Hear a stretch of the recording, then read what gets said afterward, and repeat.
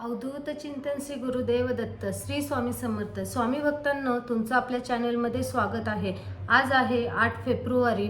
आज जया एकादशी आहे। एकादश म्हणजे आपण स्वामी भक्तांसाठी आपल्याकडे खूप महत्त्वाची सेवा केली जाते। एकादशीला आपण श्री महाविष्णूंची सेवा करत असतो। एकादश हा दिवस आपल्या महाविष्णूंना समर्पित आहे, त्यामुळे आपण एकादशीला आपल्याला शक्य असेल तेवढ्या सेवा आपण करत असतो। आणि जे कोणी करत नसेल त्यांनी नक्की करा, कारण जर आपण जे काही पैसा कमवतो, जे कष्ट करतो, त्या कष्टाला जर फळ येत नसेल किंवा आपल्याकडे जो काही पैसा येतो तो जर घरात टिकत नसेल, आपण जे काही पैसे कमवतो त्याला जर 10 वाटा येत असतील, तर आपण नक्कीच एकादशीच्या दिवशी श्री महाविष्णूंच्या काही सेवा करायला पाहिजे।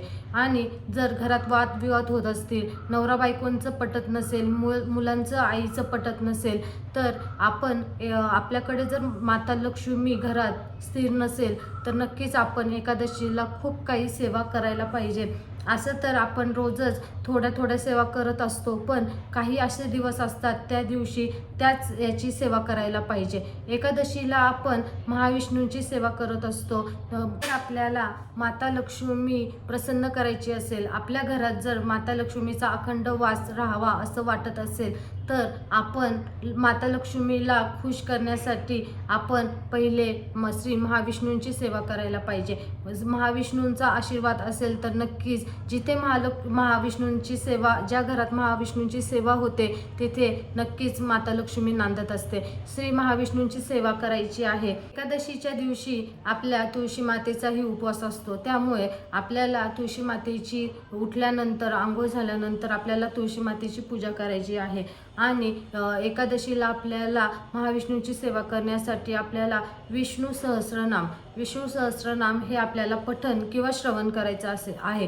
तुम्हाला जर टाइम असेल तर तुम्ही नक्कीच पठण करू शकता। आणि त्यानंतर तुम्हाला विष्णूंचे 1001 नाव आहेत, म्हणजेच विष्णू नामावली हे तुम्हाला पठण करायचे आहे। आणि आपल्याला तुळशीचे पान हे आपल्याला ही खूप छान सेवा आहे। आपल्याकडे 1000 तुळशीची पानं पाहिजे। 1000 पानं तुमच्याकडे नसेल तर तुम्ही 10 तुळशीची पानं घेतली तरी चालेल। आणि श्री महाविष्णूंचा आपल्याकडे छोटा फोटो असला पाहिजे किंवा मूर्ती असली पाहिजे। फोटो किंवा मूर्ती नसेल तर आपल्या घरात विठ्ठल रखुमाईची मूर्ती असते, तेही नसेल तर तुमच्याकडे बाळकृष्ण असेल तरी चालेल। बाळकृष्ण हाही महाविष्णूंचाच अवतार आहे, त्यामुळे तुम्ही बाळकृष्ण समोर एक तुळशीचं पान अर्पण करायचं आहे। आणि तुम्हाला जर श्री महाविष्णूंची नामावली येत असेल, जर तुम्हाला माहीत नसेल तर तुम्ही यूट्यूबला सर्च करू शकता। एक महाविष्णूंचं नाव घ्यायचं आहे आणि नमः म्हणता एक पान त्यांना पायापाशी, त्यांच्या पायापाशी व्हायचं आहे। आणि असं करून तुम्हाला 1000